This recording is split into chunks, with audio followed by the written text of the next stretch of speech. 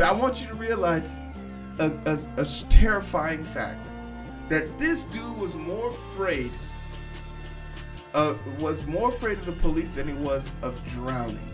NANI? Dynamite! Dynamite! Yeah.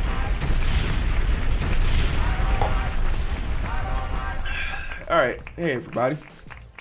Last part of the show. Let's get it.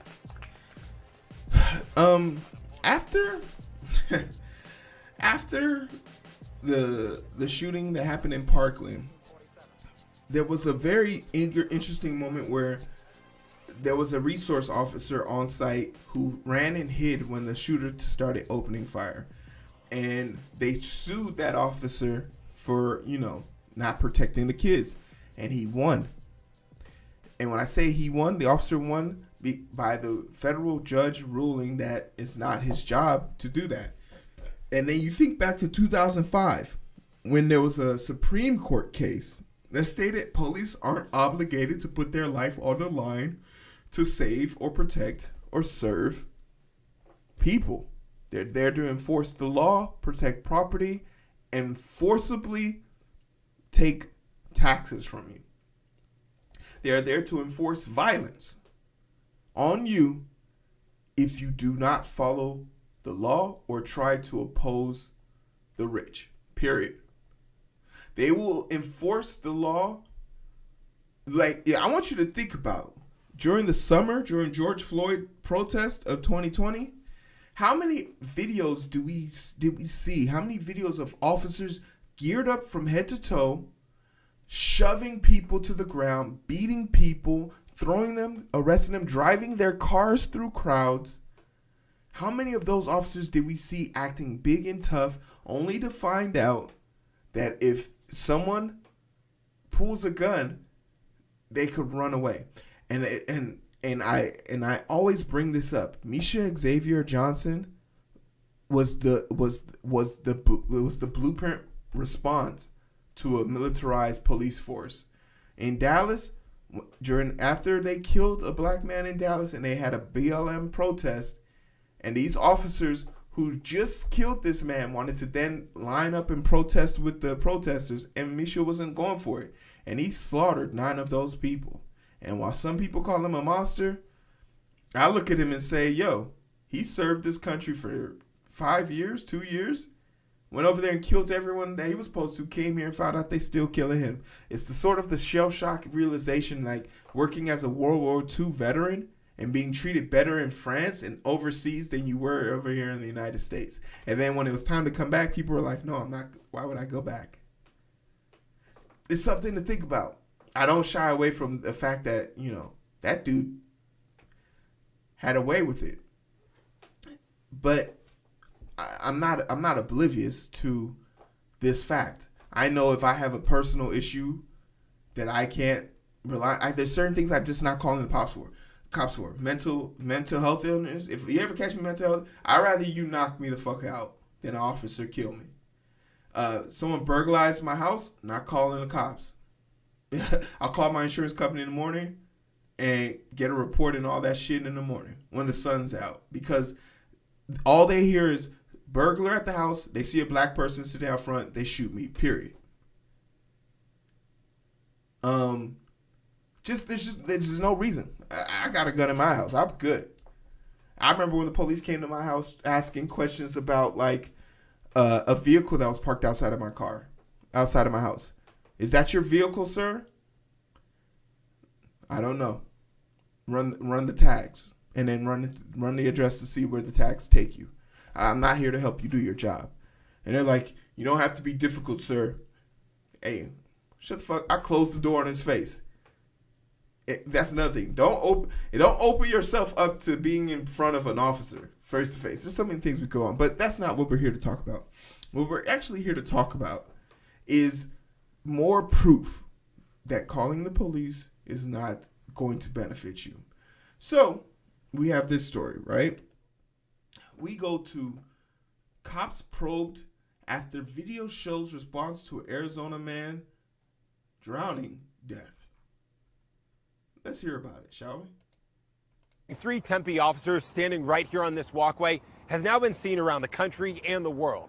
And there's growing debate of how those officers acted as Sean Bickings drowned 40 yards away. What are you doing, my friend? No one knows what Sean Bickings was thinking when he jumped into Tempe Town Lake.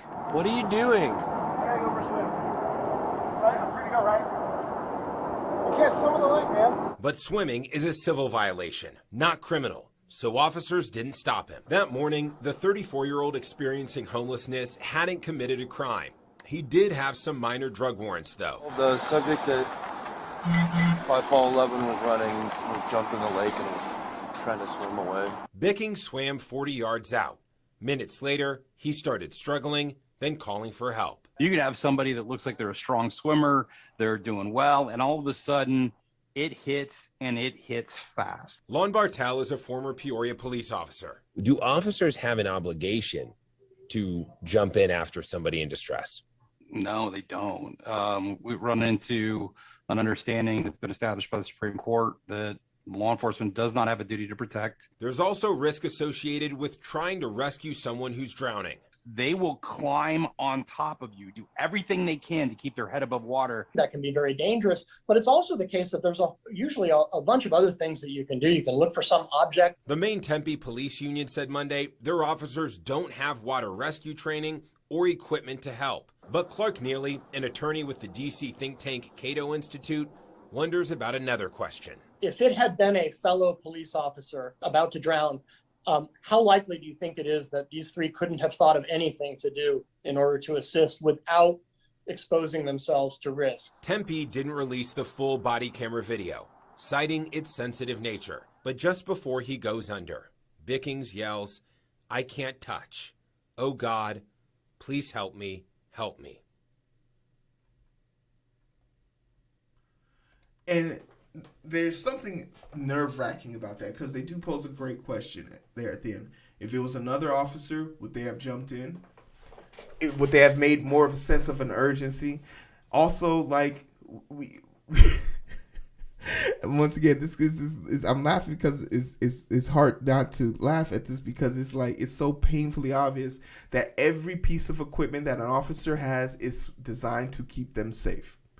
A lot of people think their first aid kit is designed for the people. No, it's designed to treat other officers who might come into the line of fire or might receive injuries. It's not for you. That's what EMS is for.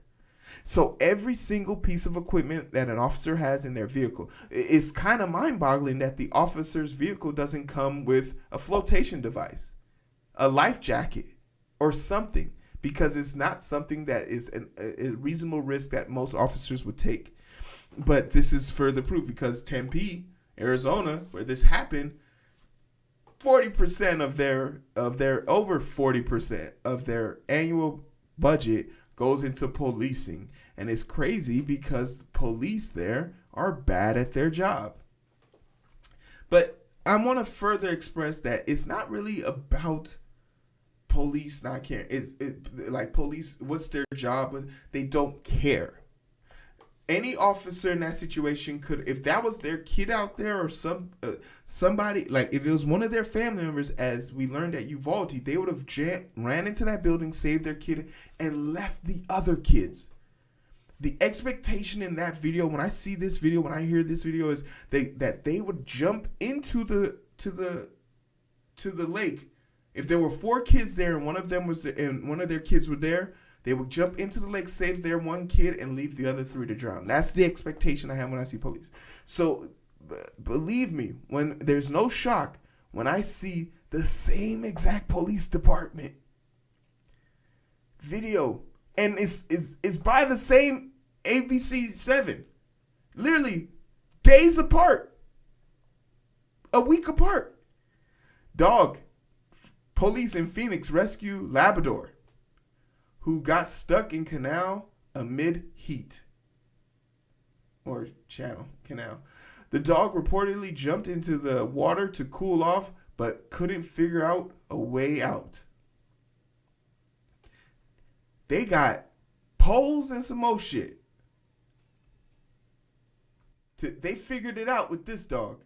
This animal rescue in Phoenix, police there shared body camera footage of officers saving a dog from a canal. The Labrador jumped in the water, apparently to cool off from the sizzling Arizona heat, but then couldn't figure out how to get out. Officers used a net to catch it in the water and then grabbed the lab by the collar to finish getting the dog to safety. The pup was exhausted, but safe. And yeah, it did successfully, apparently, cool off. Yeah. Check out this. So like, they could have figured it out. The same police department, same everything. They could have figured it out. But I want you to realize a terrifying fact.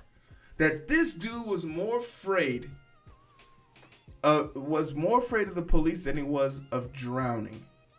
This dude was so terrified of the police that he would rather drown to avoid them. And to be in a position where you rather put yourself in danger than actually face the police is, what more do you need to say, right? What more proof do you need of the horrific situation that the police state has created in this country for a black man, at least, right? Because him knowing his rights and everything, the fact that he didn't feel confident enough to speak on his rights, the fact that he felt the need to jump into a lake with no visible route of escape. It's tragic, man, but you know, that's the world we live in, and that's the consequences of them. But hey, let me know what you all think about this. It's definitely tragic, but yeah, man, they sure did figure out a plan to save those dogs real quick, right? What am I saying? Exactly, right? But that's the end of the show.